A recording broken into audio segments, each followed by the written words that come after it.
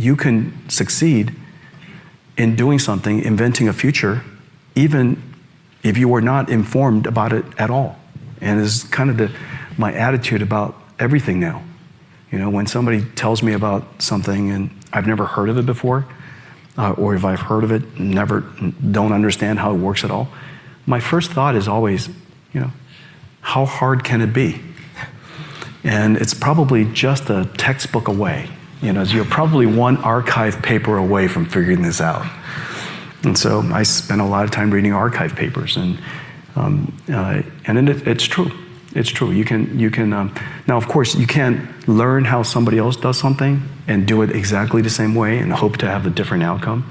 But you could learn how something can be done, and then go back to first principles and ask yourself, given the conditions today, given my motivation, given the instruments, the tools, given how things have changed, how would I redo this?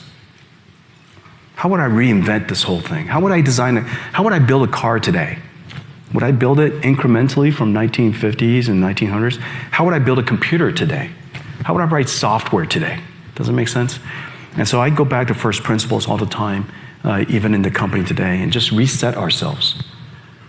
You know, because the world has changed. And the way we wrote software in the past was monolithic, and it's designed for supercomputers, but now it's disaggregated, so on and so forth. And how we think about software today, how we think about computers today, just always cause your company, always cause yourself to go back to first principles, and it creates lots and lots of opportunities.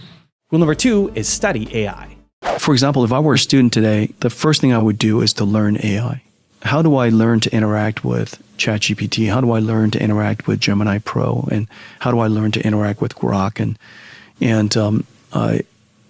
These learning how to interact with AI is not unlike being someone who is really good at asking questions. You're incredibly good at asking questions, and prompting AI is very, very similar. You can't just randomly ask a bunch of questions, and so asking AI to be an assistant to you requires some expertise and artistry in how to prompt it. And so if I were a student today, irrespective of whether it's for math or for science or chemistry or biology, or it doesn't matter what field of science I'm going to go into or what profession I am, I'm going to ask myself, how can I use AI to do my job better? If I want to be a lawyer, how can I use AI to be a better lawyer? If I want to be a better doctor, how can I use AI to be a better doctor? If I want to be a chemist, how do I use AI to be a better chemist? If I want to be a biologist, how do I use AI to be a better biologist? That question should be persistent across everybody. And just as my generation grew up as the first generation that has to ask ourselves, how can we use computers to do our jobs better?